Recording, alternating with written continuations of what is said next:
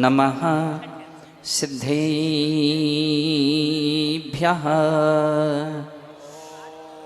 ॐ नमः सिद्धेभ्यः। ॐ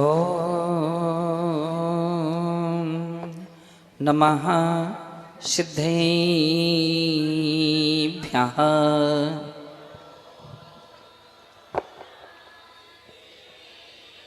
ॐ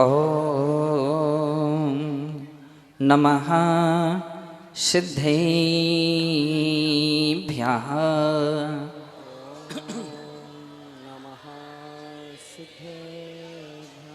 तीर्थे से चक्री युतिकामदेवं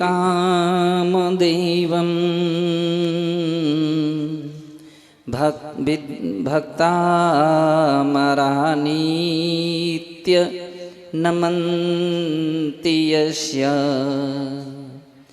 श्रीशान्तिनाथम्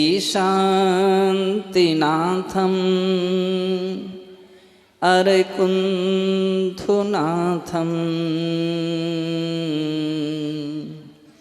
अरहन्तदेवं सततं नमामि। अरहन्तदेवं सततं नमामि। ये ध्यानशीलः मुनियः प्रधाना ते दुःखहीना नियमाद्भवन्ति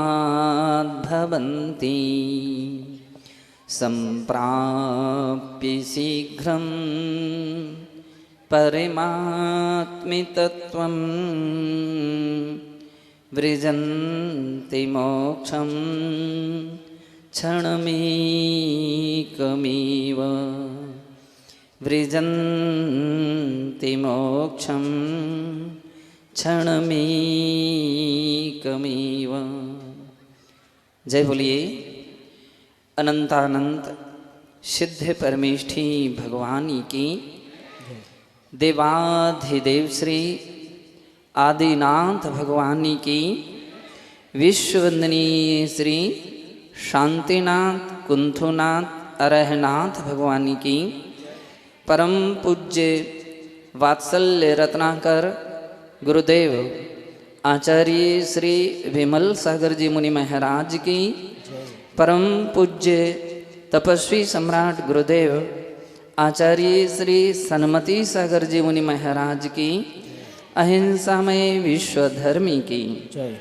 बोलिए संतों के संत, राष्ट्र संत, गुरुओं के गौरव, भारत गौरव, परम पूज्य गणाचार्य 108 श्री विनायक सागर जी मुनिराज जी की। समस्त आचार्य संघ की।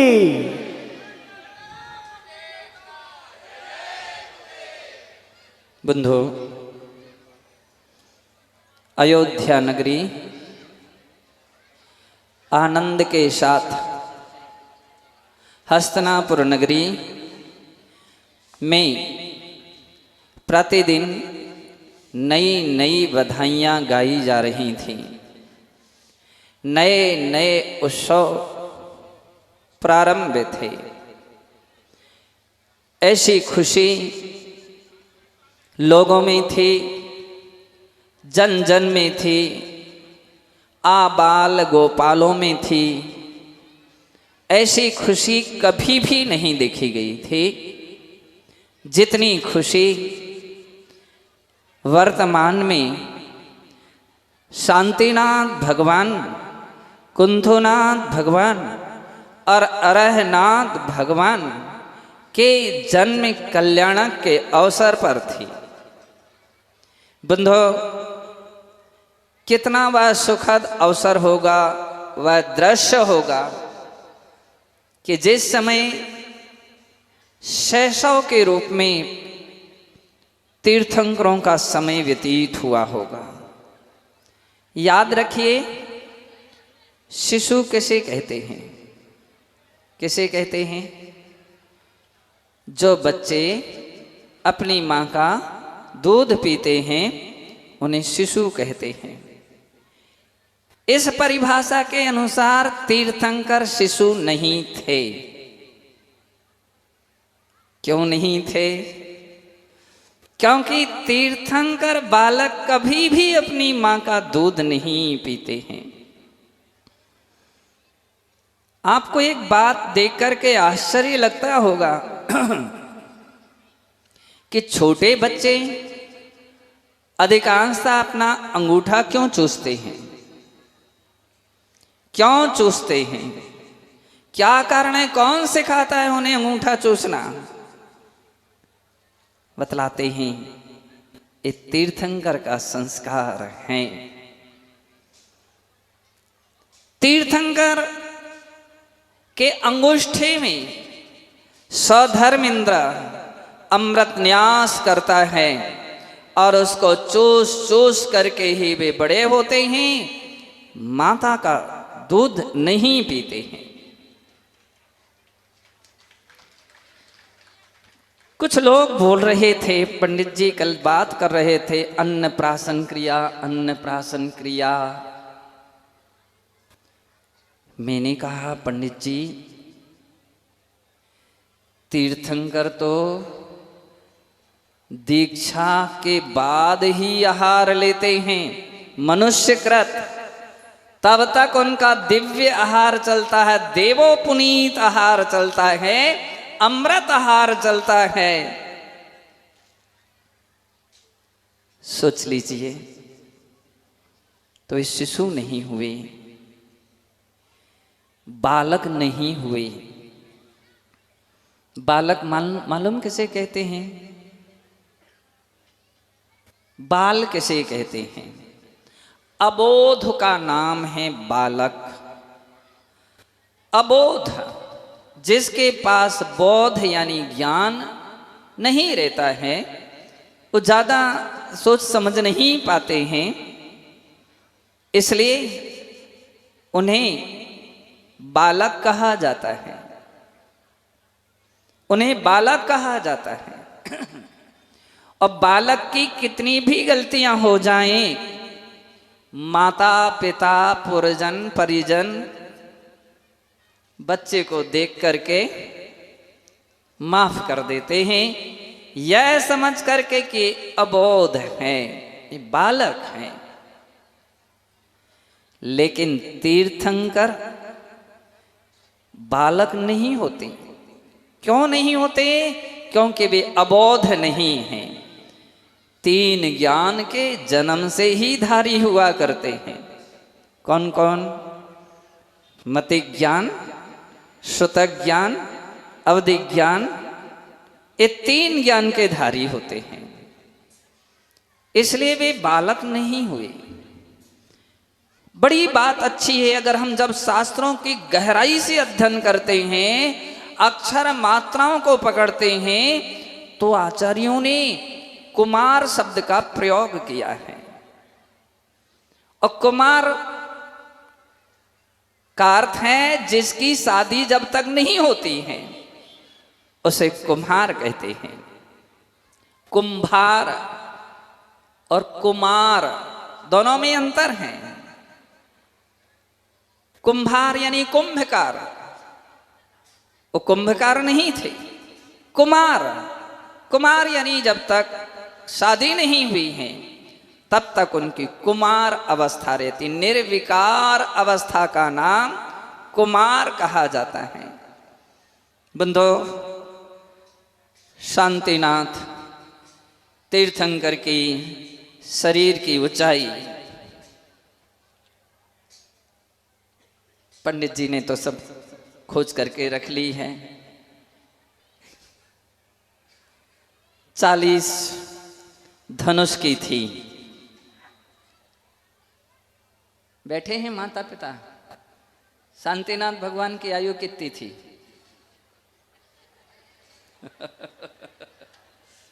जब घर के माता पिता ही को नहीं मालूम रहेगा तो और किसको पता?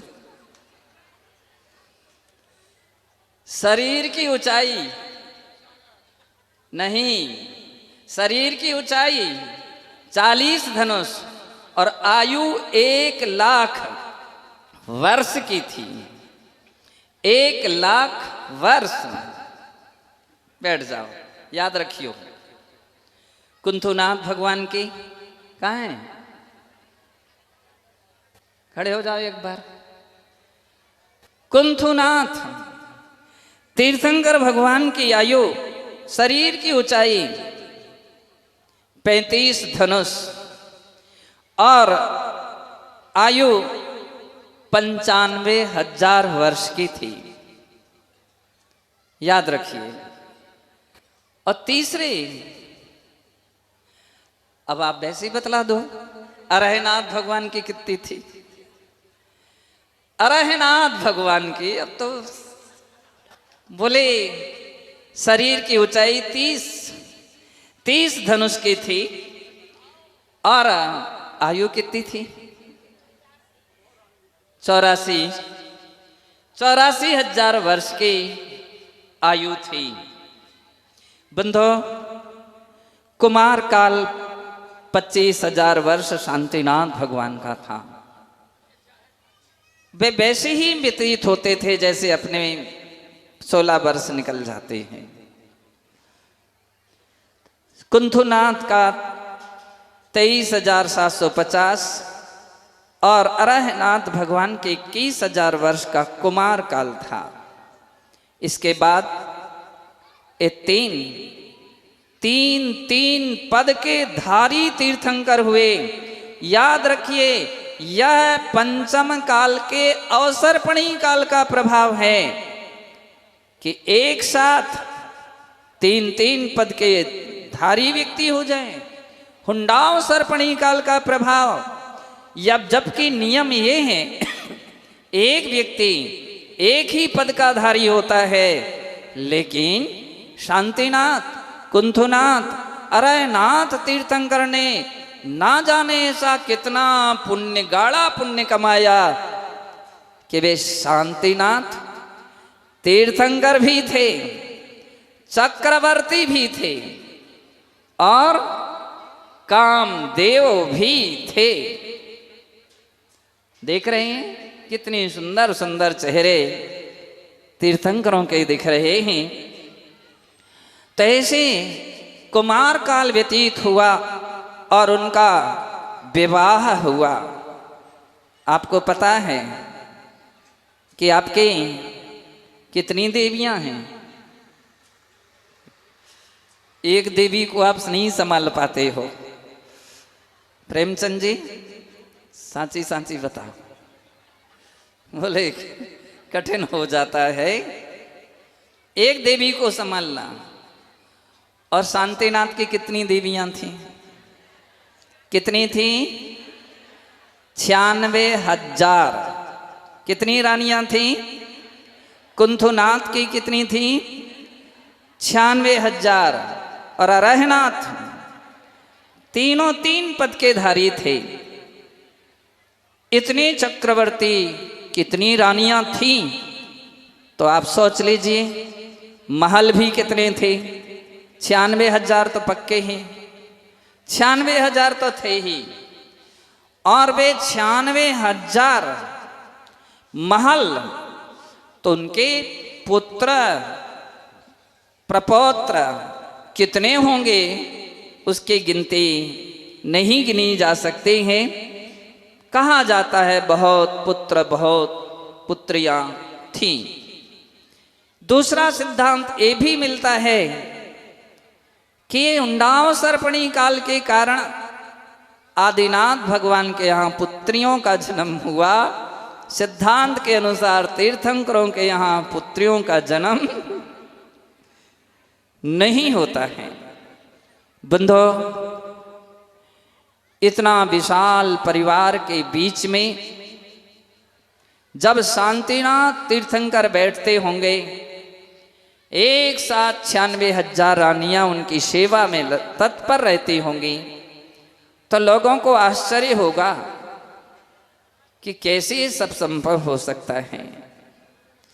बतलाते हैं चक्रवर्ती के पास एक विक्रिया शक्ति भी होती है और उस विद्या के बल से वे अपने इतने रूप बना लेते हैं, 96,000 रूप बना लेते हैं। हर रूप हर महल में रहता है किसी भी रानी को एहसास नहीं होता है कि चक्रवर्ती हमारे यहाँ नहीं आए।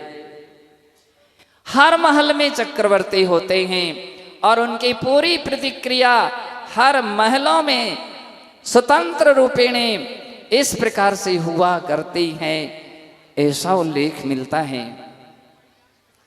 जिनके भोजन के विषय में बतलाओ सही, एक व्यक्ति के भोजन करने में कितने रसोइया अधिक से अधिक चाहिए हैं? मोनू बोले एक ही काफी है। लेकिन शांतिनाथ चक्रवर्ती के भोजन जब बनता था तो कितने रसोइये लगते थे? कितने? 360। कितने? आप ये सुन करके आपको आश्चर्य होने लगा होगा कि इतना कितना भोजन करते होंगे। 360 रसोइया। भोजन तो केवल 3 लड्डू प्रमाण होता है, सीमित होता है, फिर 360। और जिसमें दूध कितनी गैयों का लगता है? 360। 360 गाय बतलाते हैं, एक गाय का दूध दूसरी गाय को, और ऐसा करके वो जो दूध रहता है, इतने प्रकार से सामग्रियां तैयार की जाती हैं। आज अपने देश के जो भी राष्ट्रपति होते हैं तो बतलाते हैं उनके भी उतने ही भोजन के आइटम रहते हैं जितने प्रांत रहते हैं, देश रहते हैं, भोजन के भक्ष्य सामग्री रहती हैं। इतनी प्रकार की सामग्रियां प्रतिदिन बनाई जाती हैं, चाहे वो खाएं चाहे ना भी खाएं। किसी समय वो बोल सकते हैं अमुक सामग्री और उनके लिए तैयार मिलेगी। ऐसे चक्रवर्ती जिनके 9 निधियां होती हैं। अब समय इतना नहीं है कि हम इनका सबका बखान करें। 14 रत्न होते हैं। एक एक रत्न के 1,000 देव रत्न रक्षा करते हैं, तो 14,000 देव तो 14 रत्न के हो गए, और 9 निधियों के 9,000 हो गए। 14 और 9 23,000 देव तो वैसे ही उनकी सेवा में तत्पर हो गए हैं। अब इतने देव जिनकी सेवा में लगे हों, तब तो आप सब बातें कोई आश्चर्य नहीं है यह कहना प्रारंभ कर देंगे। जो कुछ भी अब होगा तो सब कोई आश्चर्य की बात नहीं। जिनके 32,000 राजा, अभी आपके पास बहुत सारे राजा आए थे, वे तो सब यहीं नगौद और देवेंद्र नगर और सलेहा गुनौर की बात कर रहे थे। लेकिन ऐसे इतने ही नहीं हैं। जैसे अपने यहाँ के प्रांत हैं, राजस्थान, उत्तर प्रदेश, मध्य प्रदेश, गुजरात, ऐसे ऐसे बड़े बड़े प्रांत और देश के देश, जैसे भारत देश, अमेरिका देश, ऑस्ट्रेलिया देश, जापान देश, चक्रवर्ती के समय सब उनके अधीनस्थ थे। इसलिए वे 6 खंड के अधिपति थे। उस समय 32,000 6 खंडों के देश थे। बंधो, आज का विश्व तो बहुत छोटा हिस्सा है, 6वां हिस्से से भी बहुत छोटा है। सोच लीजिए चक्रवर्ती का कितना बड़ा साम्राज्य था। समय इसी प्रकार के दिग्विजय यात्रा में उनका समय निकला, और सबसे बड़ी बात ये रही, शांतिनाथ, कुंथुनाथ, अरानाथ की दिग्विजय यात्रा निकले, लेकिन वह दिग्विजय यात्रा मंगलमय दिग्विजय के रूप में परिवर्तित रही। कहीं भी युद्ध नहीं हुए। जहां जिस देश से राजा महाराजा चक्रवर्ती गुजरते थे, वहां के राजा सहज ही उनकी सेवा में समर्पित हो जाते थे। बंधो, इसके उपरांत राज्य काल व्यतीत हुआ।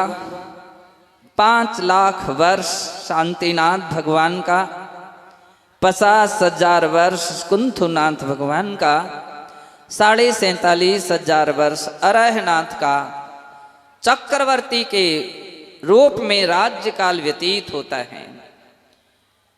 प्रतिदिन नए नए मंगल, नए नए देश, नए नए प्रांतों की प्रस्तुतियां होती थी और सब कुछ होने पर भी तीर्थंकर सम्यक दृष्टि, छायक सम्यक दृष्टि, तद्भव मोक्षगामी निरंतर आत्मचिंतन में लीन रहते थे, आत्म साधना में लीन रहते थे, संसार के वैभव से उदास रहते थे। बंधो, उन्हें वैभव में रुचि नहीं, धर्म आत्मा के स्वभाव में उनके लिए रुचि थी, आत्म धर्म में रुचि थी, उसी में आनंद और उसी में खुशी मनाते थे। कहते हैं सम्यक दृष्टि जीव धर्म में आनंद मनाता है और मिथ्या दृष्टि भोग और उपभोगों में आनंद व्यतीत कर मनाता है। भी सम्यक दृष्टि जीव थे, उन्होंने पाप में आनंद नहीं, धर्म में आनंद मनाया। आज भी अपनी देश में ऐसे लोग हैं जिन्हें धर्म का अवसर मिल जाता है, गद गद हो जाते हैं। आप आश्चर्य करोगे, 1 दिन 2 दिन के लिए व्यक्ति घर बंद, दुकान बंद करने के लिए, घर छोड़ने के लिए तैयार नहीं होता। और हमारे सुरेश जी एमपीबी टीकमगढ़, चंदा, श्रीमती चंदा जी 4 महीने खुशी मना रहे हैं। 5 महीने लोग सोचते हैं 10 दिन चौका लगाएंगे, 8 दिन लगाएंगे, 3 दिन लगाएंगे और आहार हो जाए। बड़ी तैयारी सोच करके आते हैं। बंधु, सोच लीजिए कि इतने दिन तक लगातार, और श्रेयांसगिरी तीर्थ क्षेत्र पर जैसे बाहर जाने में शायद उतनी अनुकूलताएं नहीं रहती हैं, फिर भी खुशी के साथ एक भी दिन कोई शिकायत नहीं रही। कहते हैं सम्यक दृष्टि जीव धर्म में आनंद मनाता है और दुनिया के लिए एक उदाहरण बना देता है। क्या संसार के वैभव में डूबे हुए हो, यह कमाई किसके लिए, कब तक और कहां तक काम आएगी। और इतने अच्छे संस्कार दिए, जिनके बेटे अच्छी अच्छी ऊंची ऊंची कार्य में संलग्न हैं और वे खूब मनाते हैं, पापा घर चलो, मम्मी घर चलो। और वो बोलते हैं कि इतना आनंद जो यहाँ मिलता है साधु सेवा में, आहार में, वह घर में कहाँ। बंधो, समय उनका धार्मिक चिंतन में व्यतीत होता था। कहते हैं एक दिन समय गुजरते गुजरते एक दिन ऐसा आ गया, शांतिनाथ तीर्थंकर अपने राज्य अवस्था में, अपने राज सिंहासन पर अपनी पट्ट रानी के साथ बैठे थे कि उनके लिए दर्पण, एक देवी आती है। उनकी इच्छा होती मैं दर्पण में मुख देख लूं अपना, और वे उस समय दर्पण में अपना मुख देखते हैं। और जैसे ही उन्होंने दर्पण में अपना मुख देखा तो उन्हें अंतर महसूस हो गया कि अरे, पहले भी तो मैंने दर्पण में अपना मुख देखा था, आज भी अपने उस दर्पण में अपना मुख देख रहा हूं, लेकिन जैसा पहले था वैसा अभी नहीं है। परिवर्तनो ही संसारः, कहते हैं परिवर्तन का ही नाम संसार है। क्षण क्षण में हर व्यक्ति बदल रहा है, क्षण क्षण में परिवर्तन हो रहा है। समझने वाले इस रहस्य को समझ पाते हैं और नहीं समझने वाले कुछ भी नहीं समझ पाते हैं। आपको कभी महसूस ही नहीं हुआ कि हमारे अंदर में क्या परिवर्तन आया है? आप जिस समय जन्म लिया था, शरीर की ऊंचाई, शरीर का वजन, शरीर का रूप, शरीर का रंग उस समय अलग था और अभी इतना अंतर आ गया, लेकिन कभी सोचा ही नहीं।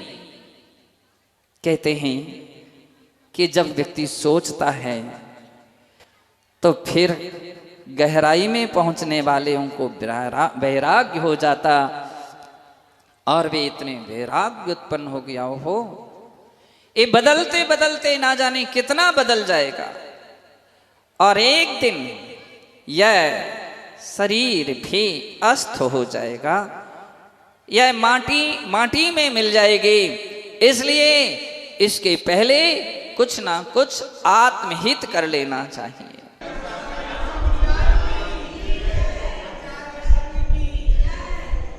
मोक्ष, यहाँ श्रमण प्रबोधनी टीका चल रही है और श्रमणलिंग पाहुड़ की तीसरी गाथा की टीका में विस्तार पूर्वक व्याख्यान किया जा रहा है।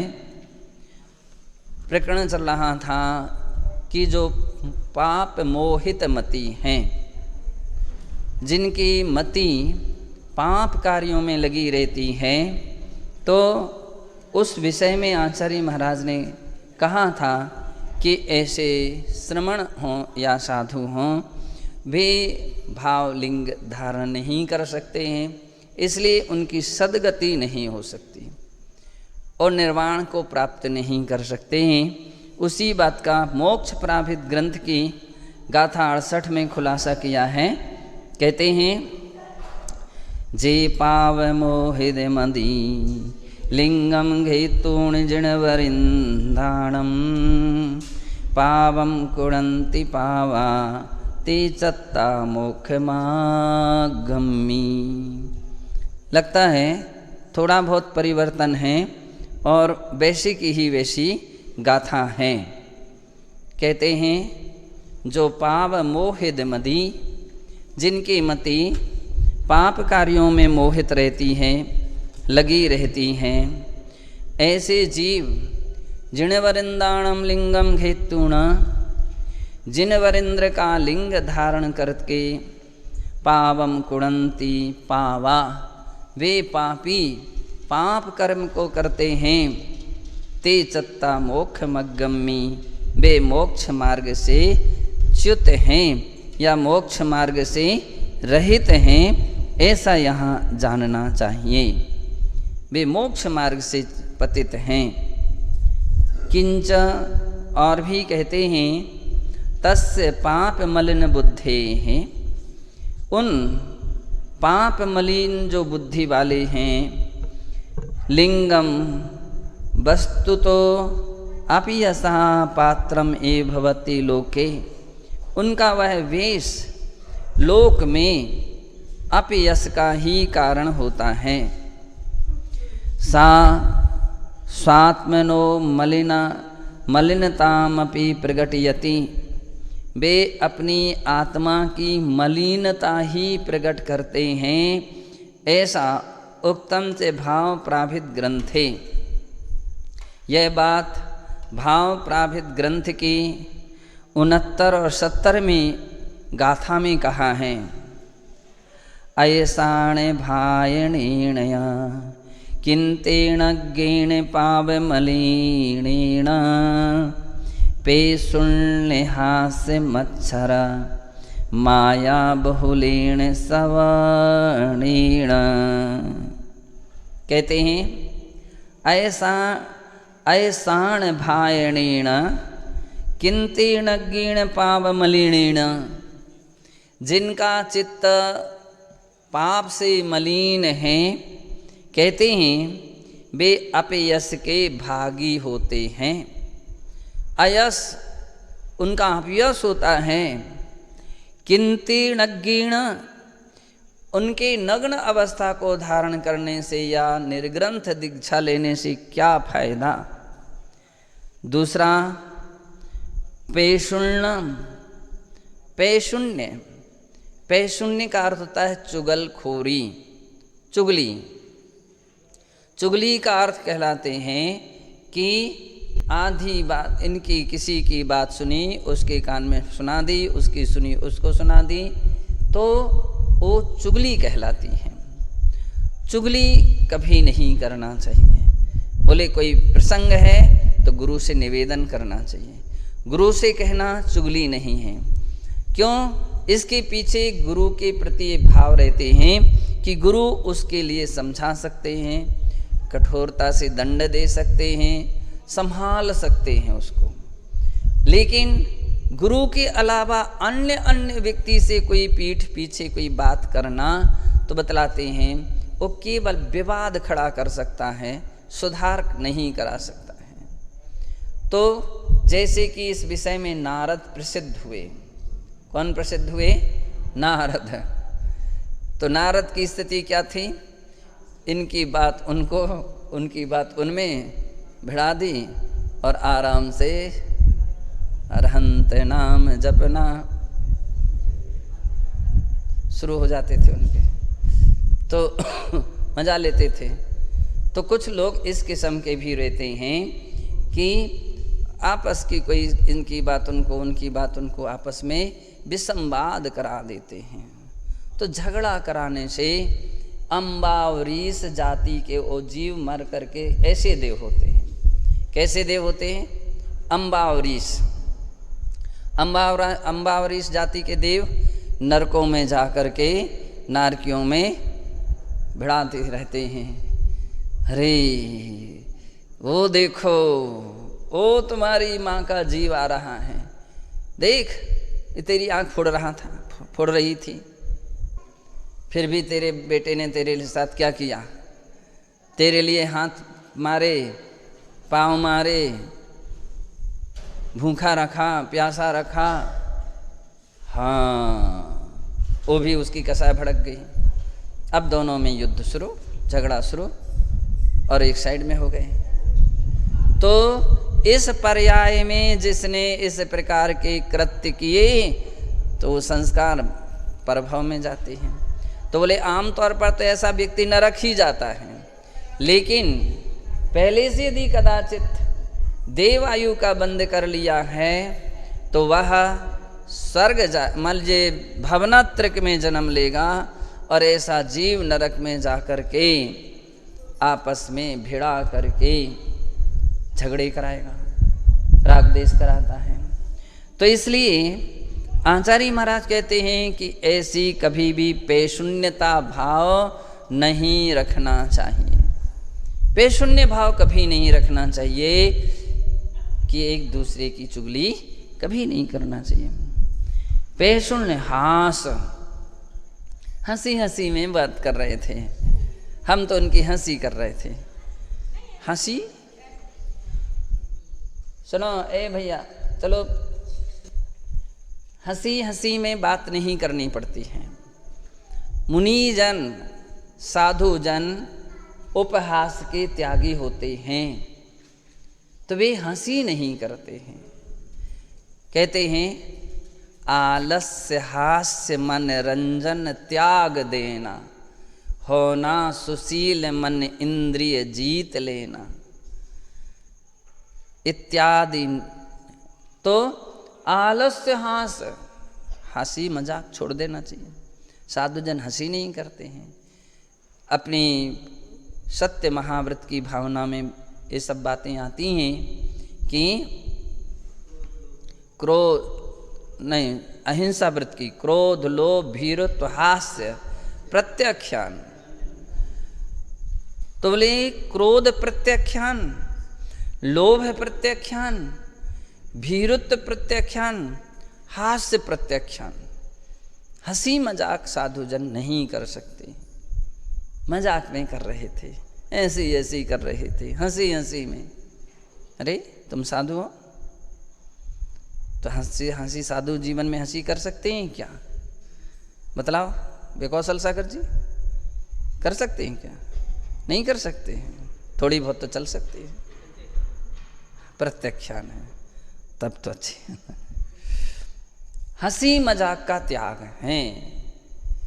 तो ले प्रमोद का अर्थ होता है गुणवान को देख करके खुश हो जाना, ये तो ठीक है, लेकिन हंसी मजाक में झूठ बोलना होता है, छल कपट होता है। हंसी मजाक में व्यक्ति क्या करता है, किसी के लिए कष्टदायी भी होता है, उसको तकलीफ भी हो सकती है तुम्हारे वचन सुन करके, तुम्हारी भाषा सुन करके, तुम्हारे व्यवहार से। तपन को तो बड़े बहुत सारे नकलची ऐसे रहते हैं कि दूसरों की नकल उतारते हैं, तो तुमको तो बहुत अच्छी खुशी हो रही है, देखने वाले भी बड़े खुश होते हैं, लेकिन जिसकी नकल उतार रहे हो आप उसकी विषय में तो पूछो उसको कितना कष्ट हो रहा है। तो इसलिए अहिंसा व्रत की अतिचार है, तो इसका त्याग करना चाहिए। सत्य व्रत के अतिचार है, इनका त्याग करना चाहिए। तो आचार्य महाराज ने कहा कि क्या क्या, पैशून्य, हास, मच्छर। मच्छर, मच्छर का अर्थ वो नहीं जो रात्रि में सोने ना दें। हैं, दो प्रकार के मच्छर होते हैं, एक छोटे और एक बड़े। छोटे मच्छर काटते हैं और कान में आवाज़ करते हैं, और बड़े मच्छर जो हैं वो काटते नहीं हैं लेकिन आवाज़ जरूर करते। तो दो प्रकार के मच्छर हैं, तो वो मच्छर यहाँ नहीं लेना है। मच्छर का अर्थ है मात्सर्य। क्या लेना है? मात्सर्य। ऐसे भाव, ये कहीं हमारे जैसे न प्रवचन करने लग जाए, हमारी जैसी कोई कविता ना बोलने लग जाए, हमारी जैसी गाथा याद ना कर ले, हमारा जैसा कोई विद्वान ना बन जाए, हमारा जैसा कोई तपस्वी ना बन जाए। मात्सर्य, ये क्या समझ गया? अब उसकी किसी की उन्नति देख करके मन मलिन हो जाता है। कैसा हो जाता लोगों का? मन मलिन। ये मात्सर्य भाव, मलिन नहीं। अच्छे कार्य अगर वो कर रहा है कोई, तो अच्छे कार्य में तो खुशी होना चाहिए। कैसे होना चाहिए? खुशी होना चाहिए, प्रसन्नता होना चाहिए। अच्छाइयों की बड़ी प्रसन्नता होती है, खुशी होती है, लेकिन अच्छाई सही होना चाहिए तो खुशी होती। अच्छाई सही ना हो, दिखावी हो, तो फिर जल्दी प्रभावित नहीं होना चाहिए। बतलाते हैं कि वास्तविकता को पहचानना चाहिए, फिर अपन को प्रसन्नता और साथ सहयोग बनाना चाहिए। तो बतला रहे हैं कि लेकिन सब कुछ अच्छाइयाँ हैं तो ईर्षा नहीं रखना चाहिए। देख दूसरों की बढ़ती को कभी न ईर्षा भाव धरूं, तो मात्सर्य नहीं है। माया, मायाचारी, छल कपट, मन में कुछ, वचन में कुछ और काय में कुछ, ये दुरात्मा के लक्षण हैं। मनसन्यत वचसन्यत कर्मन्यच्च दुरात्मना। मनस्सेकम वचस्सेकम कर्मण्येकम से महात्मना। सुभाषितकारों ने कहा मन में कुछ, वचन में कुछ और काय में कुछ हो व्यवस्था बना रहा है, नहीं, ये गलत है। सहज, और ये भी सत्य है, जो सहज होती है वो प्रभावक होती है, जो खिंचवाई होती है वो प्रभावक नहीं होती है। तो जो भी लोग देखते हैं, समझते हैं, समझने वाले कि व्यक्ति फोटो खिंचा रहा है, वैराग्य नहीं है, तो कहते हैं फोटो खिंचाओ मत, खींचे कोई, बात एक अलग है। तो इस प्रकार से छल, बाहर में कुछ, अंदर में कुछ, सामने कुछ और पीठ पीछे कुछ, ले छल कपट है, मायाचारी, इसको छोड़ना चाहिए। बहुलीन सवर्णीण, इस प्रकार से, बहुत प्रकार से जो इस प्रकार की प्रवृत्तियां करते हैं, आचार्य महाराज कहते हैं कि वे प्राणी अपयश के पात्र होते हैं, उनकी कोई प्रशंसा नहीं करता है।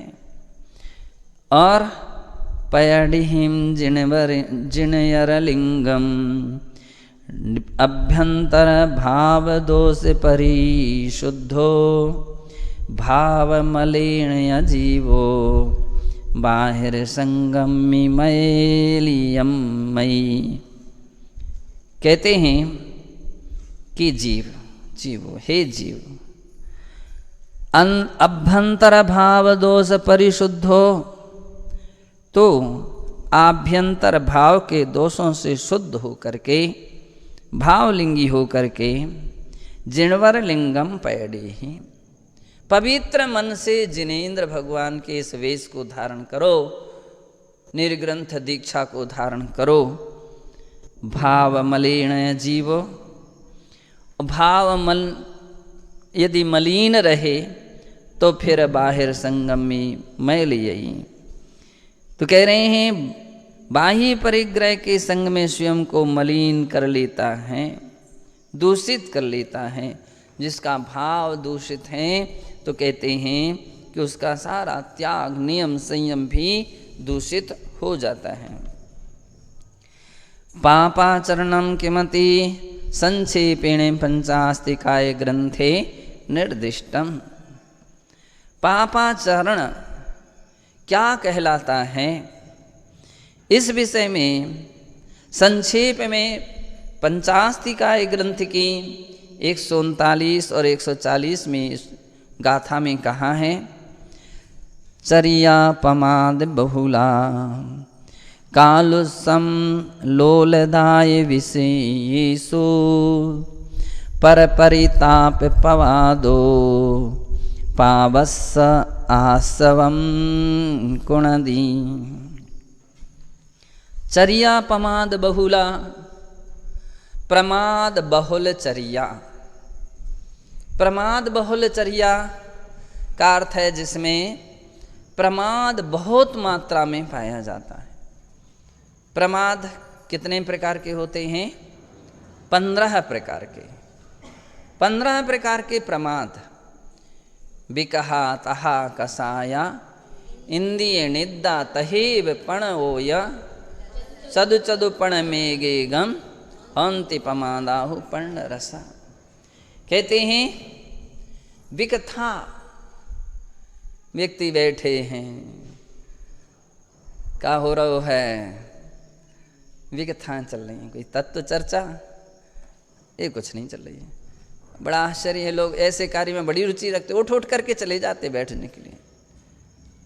इतने बुलाए बुलाए से स्वाध्याय में नहीं आ पाएंगे, अच्छी चर्चा में नहीं आ पाएंगे, लेकिन विकथा, भोजन की कथा, का मिलो थो, ऐसो मिलो थो, वैसो मिलो थो, ये नहीं मिला, वो नहीं मिला, इतना मिला, उतना मिला, बस ये बतलाओ, ऐसी बातें से क्या तुम्हारा पेट भर जाएगा क्या?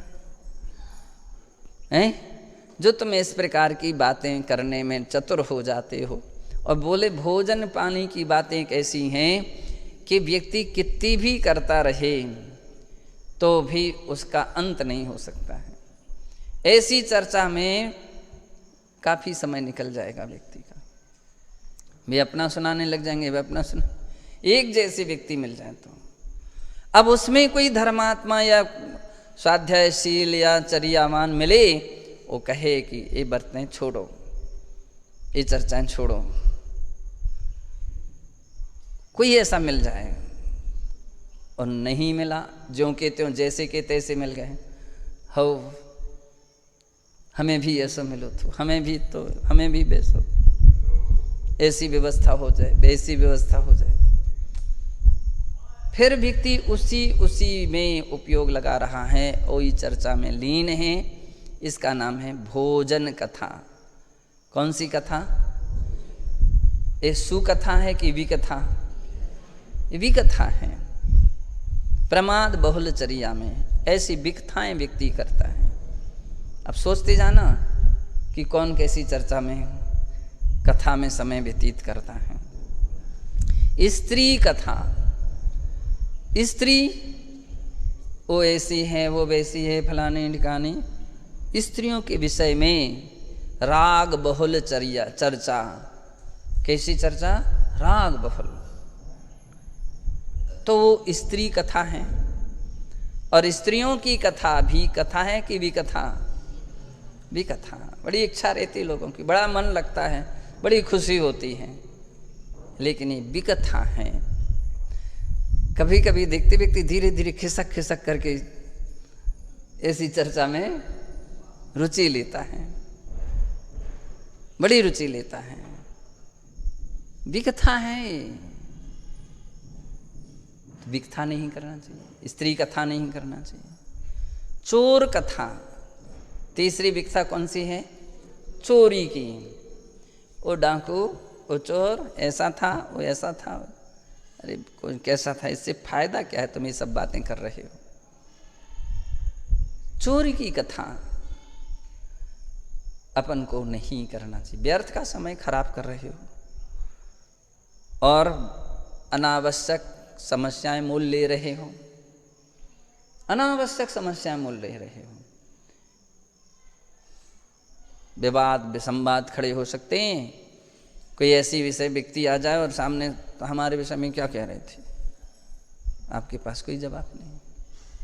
ये विकथा हैं, ये विवाद को बढ़ाने वाली हैं, विसंवाद को बढ़ाने वाली हैं। तो इसलिए कहा जाता है ऐसी कथा मत करो। अवनीपाल कथा, राजा, आज के समय में पार्टी की चर्चा है, वो कांग्रेस, वो बीजेपी, वो जनता, वो समाजवादी, वो अमुकवादी, वो ऐसी वैसी। तुम्हें क्या मतलब है? साधुओं को इनसे दूर रहना चाहिए। कहाँ कैसे प्रसंग पर आपको विहार करना है, कैसे मौके पर किससे आपको सहयोग और साथ लेना है, और तुमने व्यर्थ की राग देश की बात करना शुरू कर दी और कहीं ऐसे ही माहौल में पहुँचे तो फिर ग्रस्त तो ग्रस्त है। तो वो भी तो राग देश से रहे थोड़ी है, तो उटपटांग व्यवहार कर सकता है। इसलिए कहा गया कि साधु जनों को बहुत ऊंची दर्जे के हैं, ना किसी पार्टी से, ना किसी मत से, ना किसी इन सब बातों से दूर रहना चाहिए। धर्म ध्यान करना चाहिए। धर्म ध्यान में कहीं विसंवाद नहीं है, धर्म ध्यान में कहीं आपत्ति नहीं है, धर्म ध्यान में कहीं विवाद नहीं है और कहीं परिणामों की संक्लिष्टता नहीं है। धर्म साधना है, धर्म चर्चा है, तत्व चर्चा है। ऐसी चर्चा कभी व्यक्ति छिप करके नहीं करेगा, कभी आगे पीछे नहीं करेगा, सामने कुछ पीछे कुछ नहीं करेगा। धर्म तो धर्म की चर्चा तो धर्म की। कभी कभी हम लोग देखते किसी के फोन आते हैं, वो व्यक्ति दौड़ करके साइड में खड़ा हो जाता है। तो मैंने कहा ये सब साइड में खड़े होकर के कैसी बात करते हैं? अमुक का फोन था, अमुक का फोन था। बतलाते हैं गृहस्थिक जीवन है उनका, अपन लोग साधु जीवन है। अपनी यहाँ खुली पुस्तक रहती है, व्यवस्थित रहती है।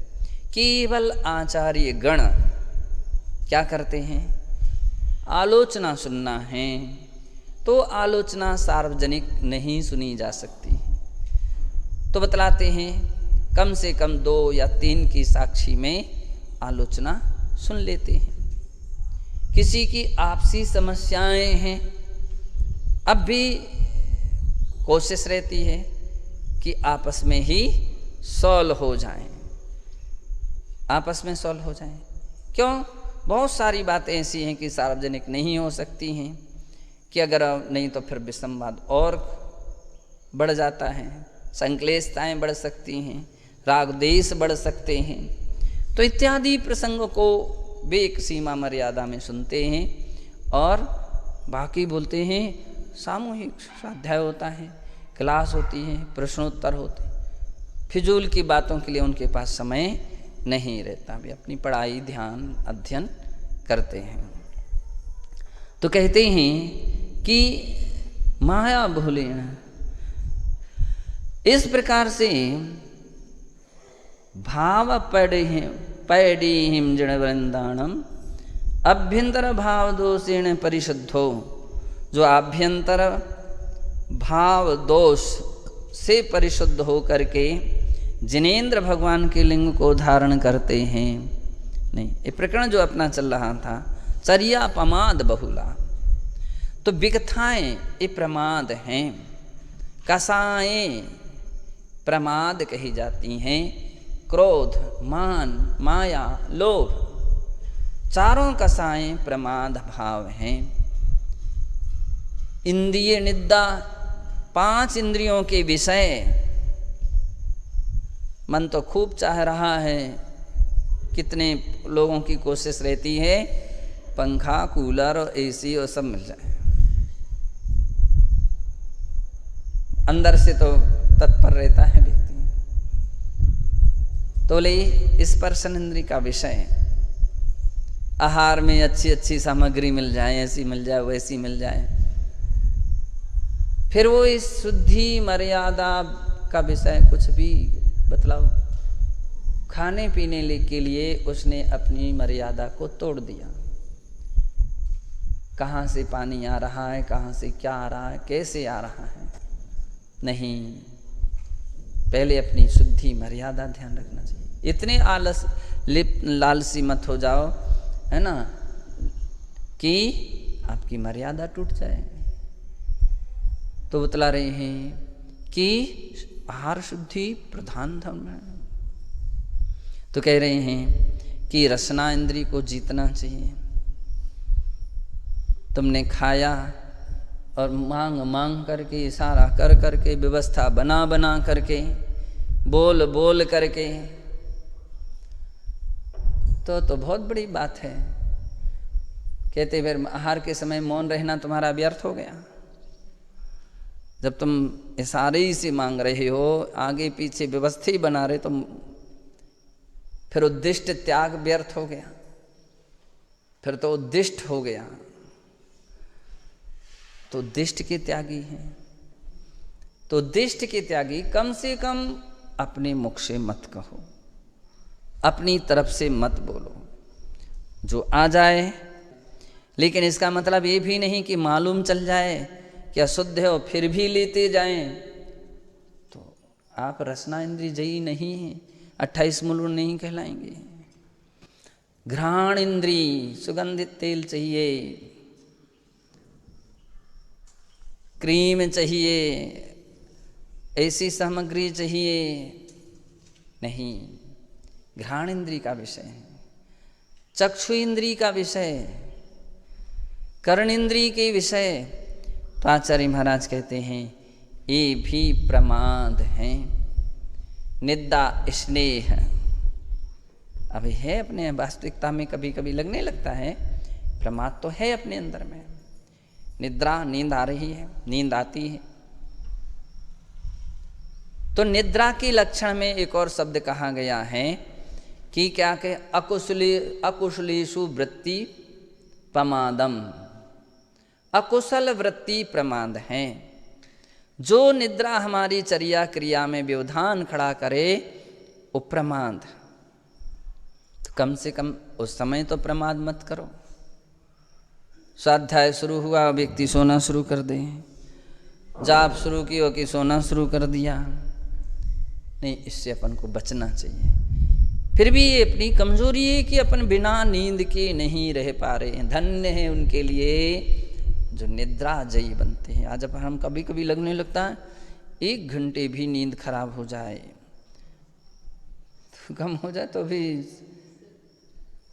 एक दिन तो कमर कर ली जाएगी, भोज आहार पर निकलेगा एक दिन, और दूसरा दिन भी अगर नहीं आई तो सिर दर्दी शुरू हो जाएगी, फिर आलस्य शुरू हो जाएगा, तंद्राएं शुरू हो जाएंगी।